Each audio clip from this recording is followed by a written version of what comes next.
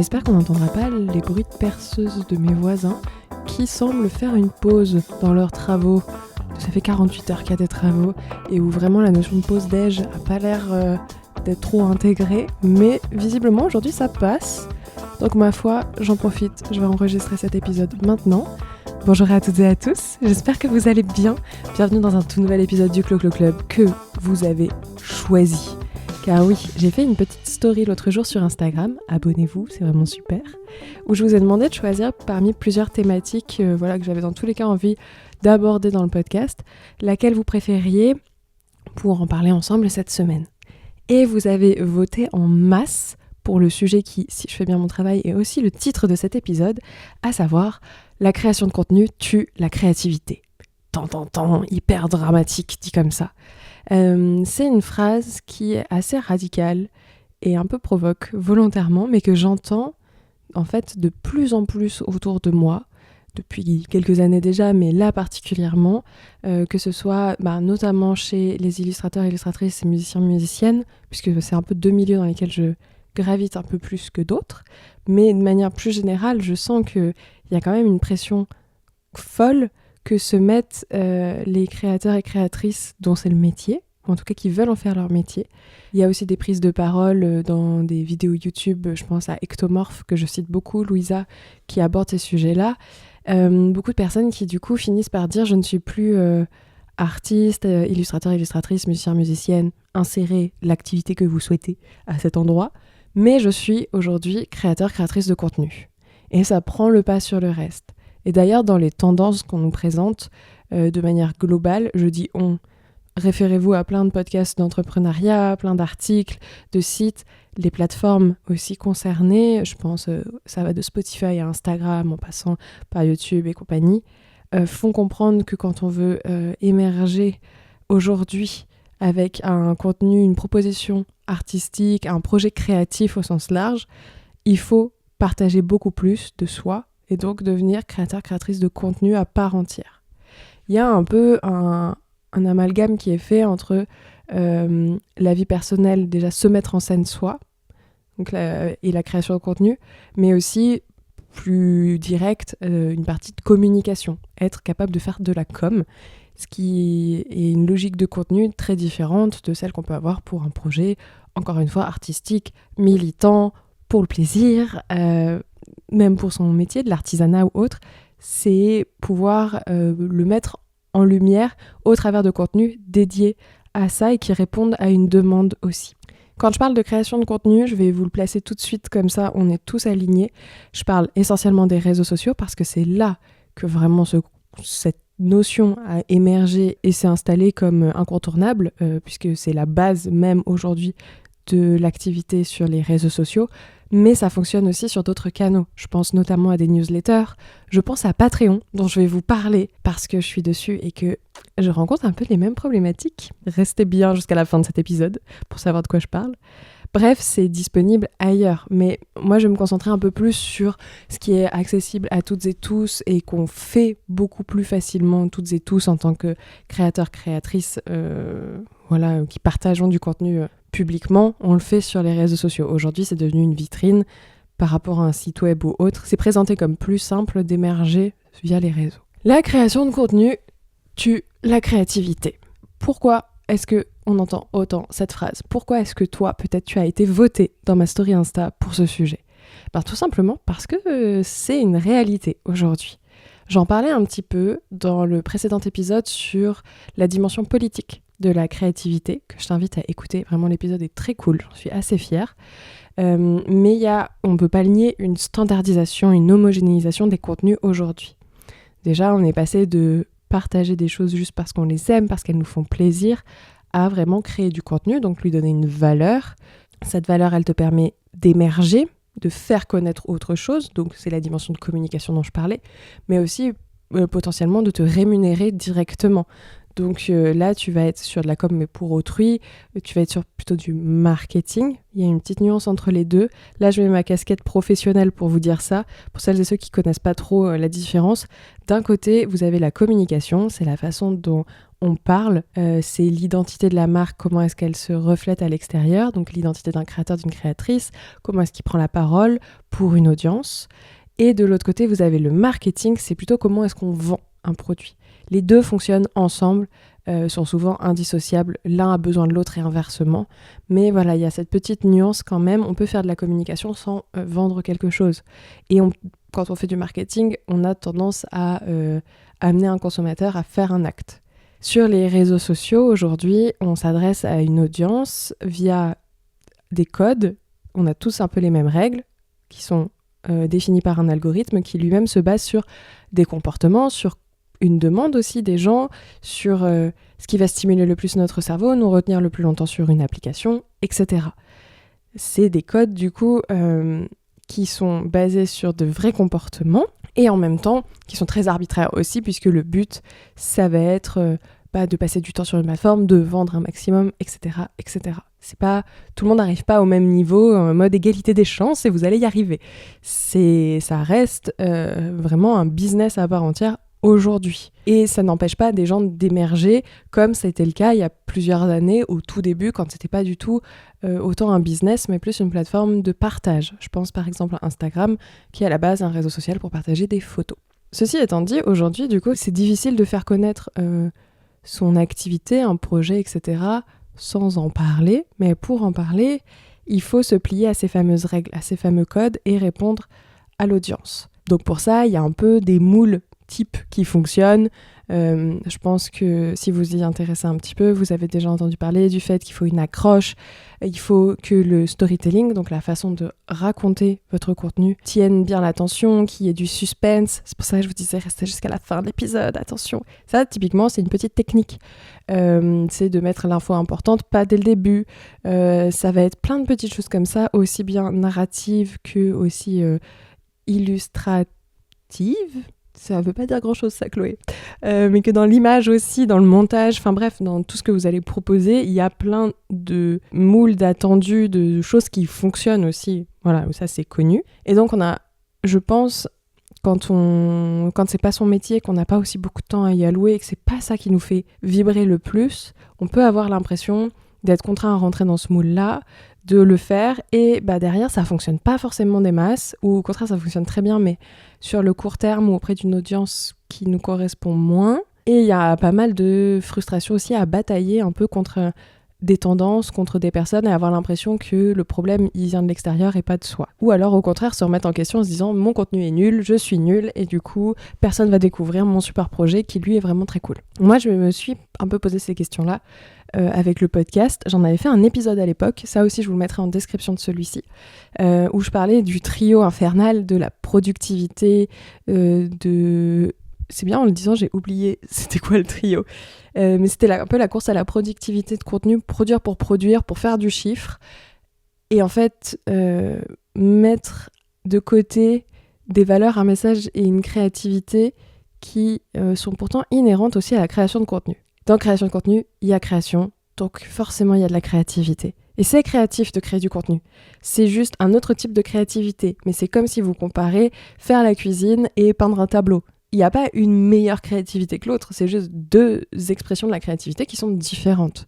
Et pour moi, les deux sont tout aussi importantes. Dans la création de contenu, ça reste aujourd'hui aussi des métiers à part entière, c'est pas pour rien, c'est que ça nécessite des réflexions, ça nécessite d'être innovant, ça nécessite du temps pour y réfléchir et pour sortir justement de ces petits moules et pouvoir en créer de nouveaux, ou s'approprier les règles du jeu et les tourner à son avantage. C'est un truc, personnellement, en tant que responsable communication en freelance, je dois faire pour des clients. Sauf que quand c'est pour soi, pour ses propres projets, et que c'est un projet créatif qu'on veut mettre en avant, par exemple, j'adore faire des photos et du coup j'ai envie de faire découvrir mes photos et puis potentiellement j'aimerais bien qu'elles aient un peu de notoriété, ce qui me permettrait en tant qu'indépendante de faire une exposition dans une galerie, c'est un exemple, hein. Forcément je vais avoir l'impression d'être obligée de créer du contenu pour faire connaître.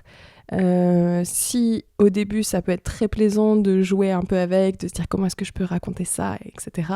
Ça va aussi devenir un moment une forme d'aliénation, de rendez-vous obligé, parce que le vrai souci, selon moi, dans ce rapport créativité-création de contenu, c'est pas la création de contenu en tant que telle, c'est plus largement la façon dont on crée. C'est les règles du jeu, en gros.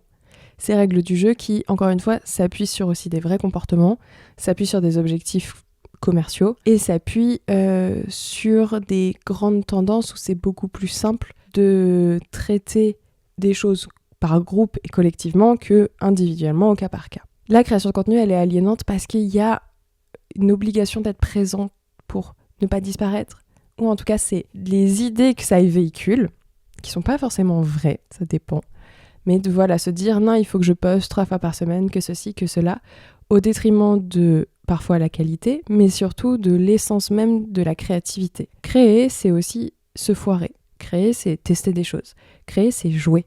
Et en fait, dans cet objectif de communication, on peut se dire qu'on perd la notion de jeu qu'on a ailleurs. Je vais prendre mon exemple, puisque je suis la mieux placée pour en parler, mais avec le podcast, typiquement, les épisodes en eux-mêmes, quand je les enregistre, je prends un plaisir fou, ça je m'amuse, c'est de la créativité pure et dure. Quand je fais de la communication autour de ces épisodes, si je le fais sous forme de petits dessins ou d'animations que je vous partage sur Instagram, trop cool, j'aime bien parce que j'aime dessiner et que c'est créatif et que je me challenge aussi à me demander comment est-ce que je vais raconter mon histoire en quelques cases, avec un type de dessin qui me prend pas trop de temps, ce genre de choses.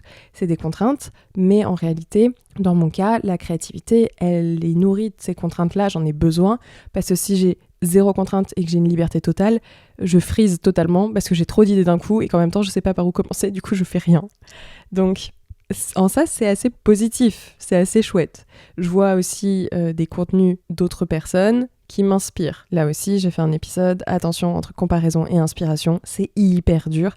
Et la création de contenu, le fait d'être amené à créer du contenu quand on est un créatif, ça peut être très, très déstabilisant et nous pourrir un peu la vie parce qu'on va avoir tendance à se comparer aussi à d'autres personnes qui créent et du coup à mettre en compétition de choses qui, en fait, n'ont pas à être concurrentes à la base, juste qui existent. Point, et qui doivent coexister, et c'est trop bien que ça coexiste. Mais en parallèle du coup de ces dessins, je fais aussi des montages vidéo. Vous avez ma bonne petite tête très présente sur mes réseaux, parce que je sais que montrer sa tête, ça fonctionne, parce que pour moi c'est un format beaucoup plus simple à tourner, vu que je suis toute seule, je vais pas m'amuser à faire des mises en scène en extérieur, et parce que j'aime pas trop ça. J'aime bien avoir des idées de vidéos, pouvoir les imaginer plan par plan, comment est-ce qu'on raconte, etc. Par contre, faire le tournage toute seule et faire le montage, ça m'ennuie. Vraiment. C'est pas la partie qui me donne le plus de plaisir. Autant du montage audio, j'aime bien, autant le montage vidéo. À une période, je faisais des trucs un peu créatifs que je testais, mais comme ça ne marchait pas et qu'il y avait en fait cet enjeu des règles du jeu qui sont qu'il faut que ça fonctionne, et ben ça me déprimait juste et j'ai arrêté de le faire. Et donc je fais des formats beaucoup plus simples qui me prennent moins de temps parce que je me dis que j'ai envie de mettre mon énergie ailleurs. Ça, c'est facile à dire quand c'est pas son métier à 100%, mais c'est vrai que c'est hyper déprimant quand toi, t'as ton projet et que t'as envie de le faire connaître et que tu vois que tu passes un temps fou sur une vidéo qui va faire même pas la moitié des vues habituelles ou ce genre de choses. Ou que tu gagnes pas d'abonnés suite à ça, ou que les gens ne vont pas découvrir ton contenu derrière. Parce que l'enjeu, rappelons-le, il est pas que juste d'amener des gens sur ton profil Insta, il est peut-être de ramener après les gens derrière vers ton projet en lui-même. Par exemple, t'es une chanteuse comme Nala, allez la streamer, justement. Bah, son but, c'est de faire des vidéos pour que tu l'identifies, que tu te dises « Hey, cette meuf, elle a une super voix, elle chante bien, ses musiques sont cool, vas-y, je vais aller l'écouter sur une plateforme d'écoute. » Et c'est ce passage-là qui est très compliqué et qui demande beaucoup, beaucoup d'efforts et qui peut donner l'impression aussi parfois que genre juste on t'a enlevé des brassards, on te pousse dans la piscine et tu dois apprendre à nager. Sauf que bah, c'est pas évident. Et puis pour moi, quand je vous disais que c'était plus global que juste la création de contenu en tant que telle, c'est notre rapport plus largement aux réseaux sociaux et aux écrans et à une règle tacite qui serait que effectivement on doit suivre ces codes, on doit faire comme et qu'il n'y a pas d'autre choix. Genre tu peux pas faire autrement. Sauf que derrière ça vient manger sur ta vie en général. Les vlogs aujourd'hui c'est un truc qui marche hyper bien. Partager sa vie aussi. On nous dit qu'il faut partager du contenu, incarner. C'est pour ça que beaucoup du coup de créateurs-créatrices disent je suis créateur-créatrice de contenu et non plus illustrateur-illustratrice.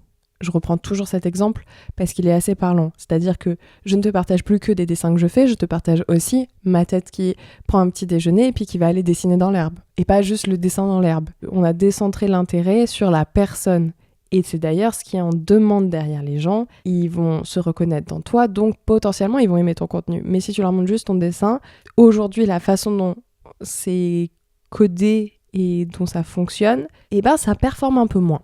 Sauf si vraiment t'as un truc qui est dans l'air du temps ou qui fait la différence. Et pour faire la différence, en vrai, ça demande un effort fou. Et c'est pas le truc le plus accessible, ni le plus évident quand t'es seul, qui plus est que tu travailles et que c'est pas ton métier. Enfin bref, il y a beaucoup de choses qui rentrent en jeu. Et là où ça empiète sur la vie en général, c'est aussi que ça déforme un peu ton regard sur l'extérieur. Tout devient source de création de contenu. De fait. Puisque c'est toi que tu mets en scène, c'est ta vie. Et ça, récemment, j'en ai fait les frais. Je vous ai partagé sur Insta, je crois que je ne l'ai pas posté sur TikTok encore, une vidéo où je me balade dans les jardins du domaine du Trianon, à Versailles, puisque, en fait, j'allais à Versailles voir une pote. Versailles, pour les non-parisiens, sachez que c'est pas à côté, c'est une bonne heure et demie, moi, de transport en commun. C'est long.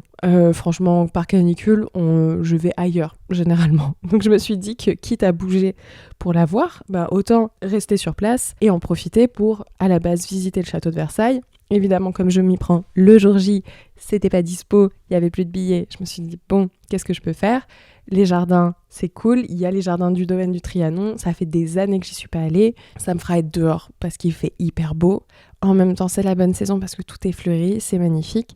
Vas-y, on fait ça. Donc, j'en ai profité, j'y ai passé plusieurs heures et en arrivant, trop bien, il n'y a pas grand monde parce qu'on est en semaine. Parce qu'autre point aussi que je vous ai pas dit, qui peut avoir son importance, du coup je le cale maintenant, petite parenthèse. Je suis actuellement au chômage pour la première fois de ma vie, car justement je me lance en freelance. Et du coup, je suis dans de la paperasse avec France Travail, une joie sans nom, j'ai tellement hâte d'attaquer l'URSSAF, vous imaginez pas.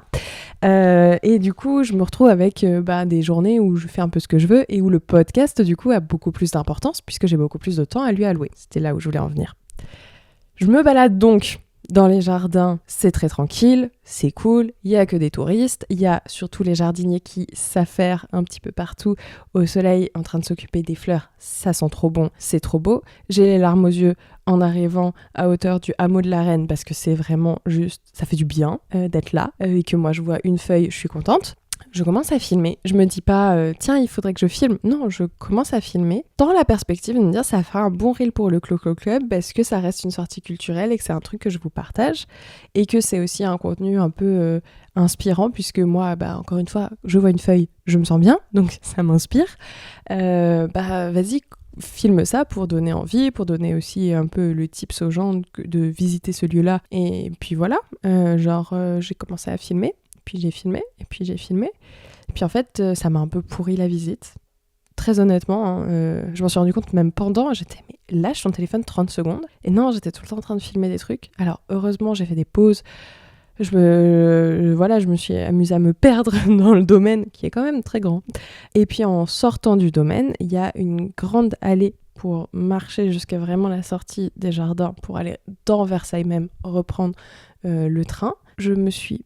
Putain, j'ai honte de le dire. Je me suis mangé une branche. Pas une branche genre dure. Non, je me suis mangé des feuilles. Genre vraiment beaucoup. D'un coup. En pleine gueule. J'avais du pollen plein les cheveux. Et je me suis pas arrêtée. Le pire, c'est que j'ai enchaîné, je pense, 3-4 touffes de feuilles comme ça à la suite. Alors que j'aurais pu prendre 30 secondes pour me décaler sur le côté. Mais non, puisque j'étais sur mon téléphone. J'étais en train de regarder si la dernière vidéo que j'avais filmée, elle était bien. Voilà. Moi, c'est là le problème de la création de contenu. Ça nique la créativité, ça nique tout court. C'est un truc que, franchement, qui m'arrive pas peu dans les transports en commun. Je suis très peu sur mon téléphone. J'essaye de maintenant sortir de plus en plus sans mon casque, donc sans bruit, sans ce genre de truc. Et là, je l'ai senti pendant la visite que j'étais en train de me pourrir la vie, et à tel point que je me mange des feuilles en sortant, quoi. Et c'était ridicule. Après, il faut savoir que je suis aussi particulièrement grande, donc je me tape les feuilles des arbres facilement.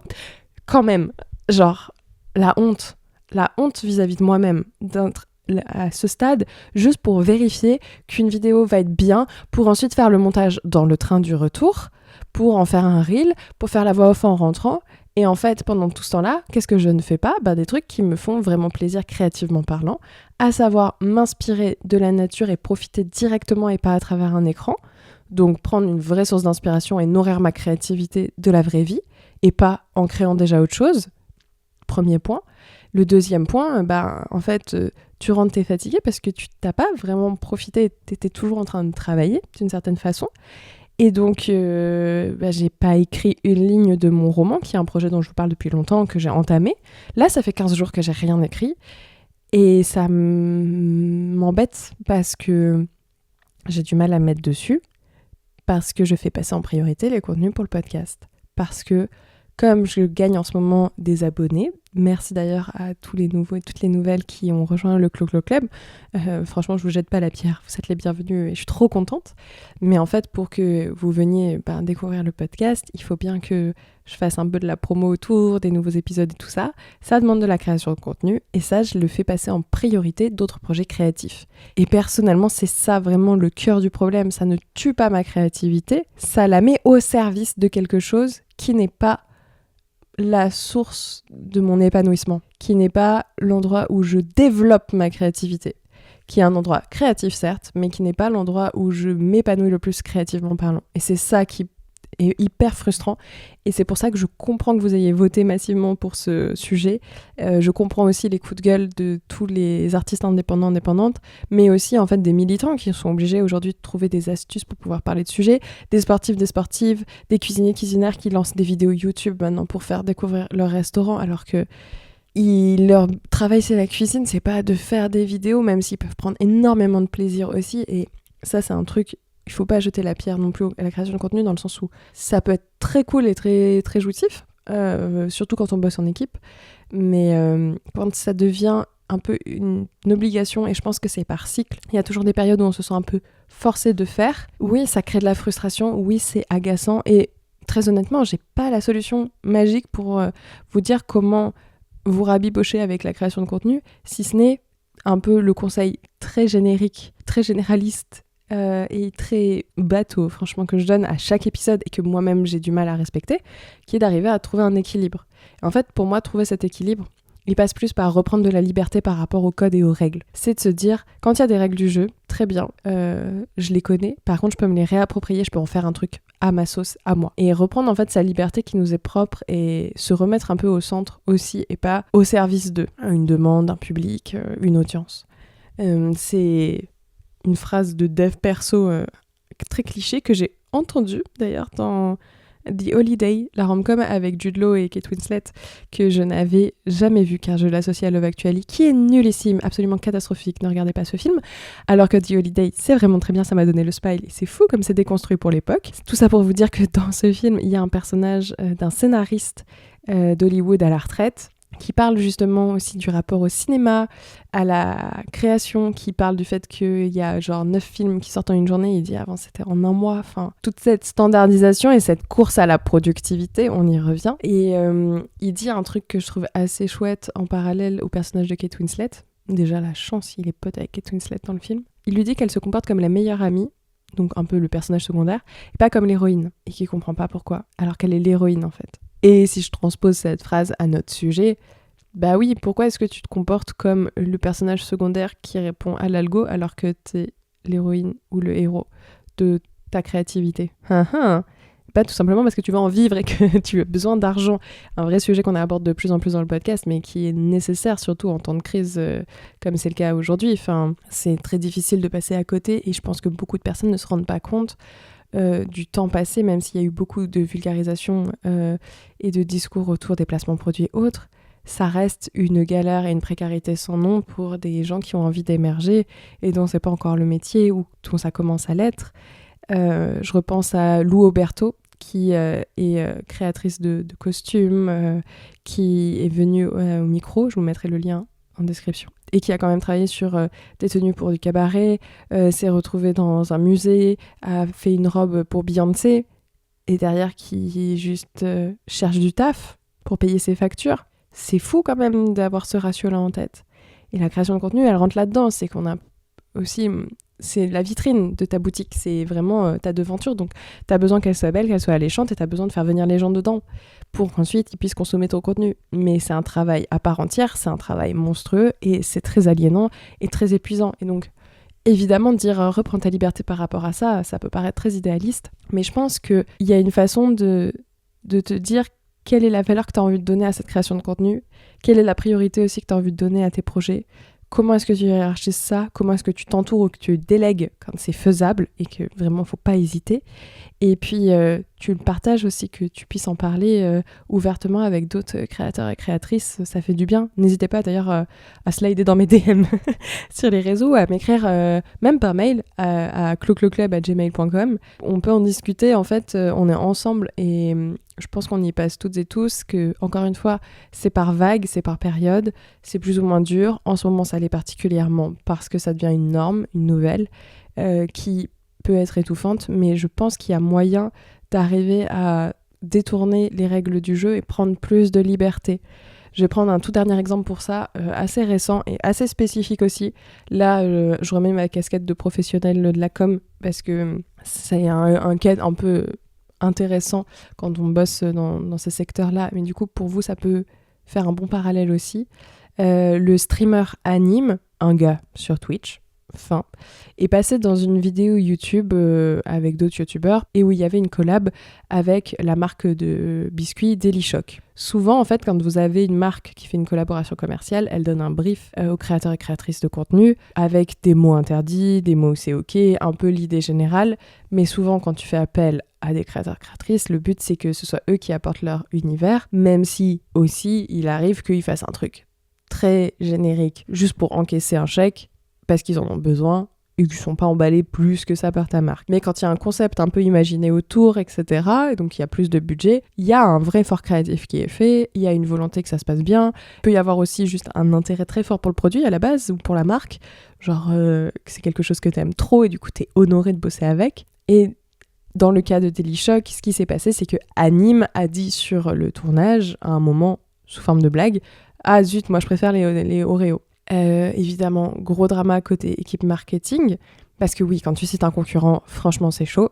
Après, si c'est une blague, il faut qu'au montage, capitaliser à balle dessus ou dire elle était sympa ta vanne, mais c'est un peu touchy, si ça vous va, on peut la couper s'il vous plaît. Voilà, après lors des retours, le client a le droit de faire ses retours, il a payé pour aussi. Mais là, visiblement, d'un point de vue relationnel, c'était pas incroyable entre les créateurs et la marque. Ils ont beaucoup bridé la liberté créative des créateurs-créatrices, comme peuvent le faire les réseaux sociaux, l'algo, la demande. Le parallèle, il est là. Et en réponse, en fait, Anime a fait un son en live sur Twitch, donc il l'a enregistré en direct avec sa commu pour mettre un petit taquet en fait à Delichoc et dire moi je préfère faire une collab avec Oreo. Sous-entendu, vous avez été un peu relou, enfin voilà.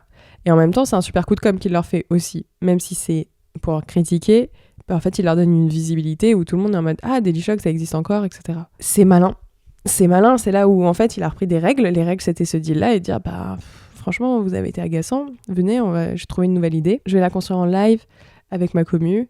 Et ça c'est devenu viral d'un coup et Delichoc en face ils savaient pas trop comment gérer, effectivement.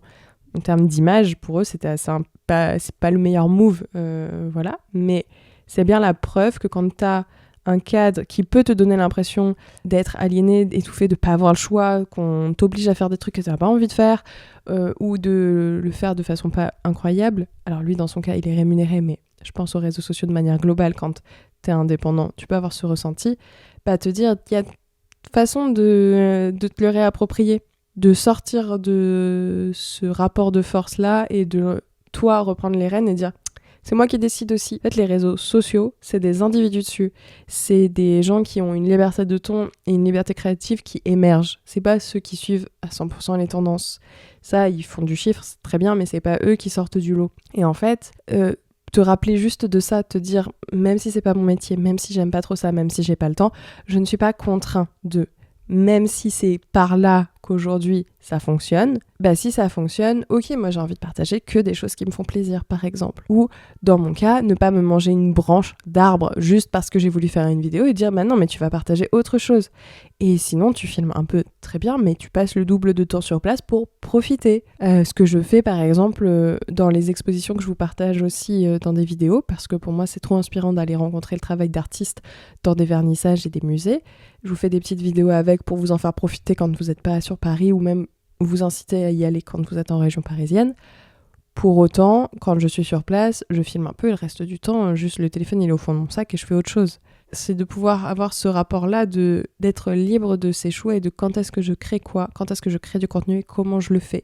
C'est hyper important et c'est un truc que je pense qu'on a trop tendance à oublier à cause des chiffres, à cause de cette pression globale, à cause de la standardisation. Évidemment, quand tu vas faire des trucs hors des clous ou en te réappropriant les règles, ça va moins performer potentiellement. Potentiellement, tu vas avoir l'impression de brasser du vent. Mais si toi, t'es plus aligné et que par rapport à tes objectifs et tes enjeux, ça marche, ça te met pas en péril, vas-y et profite. Parce que c'est vraiment essentiel d'être libre dans ton rapport à la créativité. Et si jamais ça se fait au détriment d'autres contenus créatifs qui, eux, te font plus plaisir ou t'épanouissent plus parce que c'est du temps long alors que la création de contenu c'est du temps court aussi, comment est-ce que tu peux réorganiser ça ? Il y a beaucoup de gens par exemple qui vont produire plein de contenus d'un coup, genre prendre un après-midi pour filmer plein de trucs et les diffuser sur plusieurs semaines. Personnellement, moi c'est pas quelque chose que j'aime faire, mais parce que j'ai pas du tout les mêmes enjeux et que du coup le faire un peu plus au jour le jour, pour l'instant ça ne me dérange pas. Mais c'est vrai que ce serait un gain de temps de prévoir à l'avance. C'est un gain de temps de t'organiser en fait, de sorte que c'est pas ça qui vient parasiter ton espace mental au quotidien en te disant ah oui mais il faut que je fasse ça etc. Ce qui a été un peu mon cas ce mois-ci et qui fait qu'aujourd'hui je prends de la distance et que j'ai décidé que j'en avais marre que mon téléphone soit à l'extension de mon bras et donc que j'allais faire toute mesure gardée l'équivalent d'une digital detox mais adaptée à ma vie, à savoir juste être moins sur mon téléphone. Ce qui sera déjà pas mal. En tout cas, j'espère que si tu avais voté pour ce sujet, cet épisode va te donner des petites idées pour te débloquer. À minima, que c'était de te sentir moins seul. Vraiment, on est ensemble. Vous êtes super nombreux et nombreuses à avoir choisi ce sujet, c'est pas pour rien.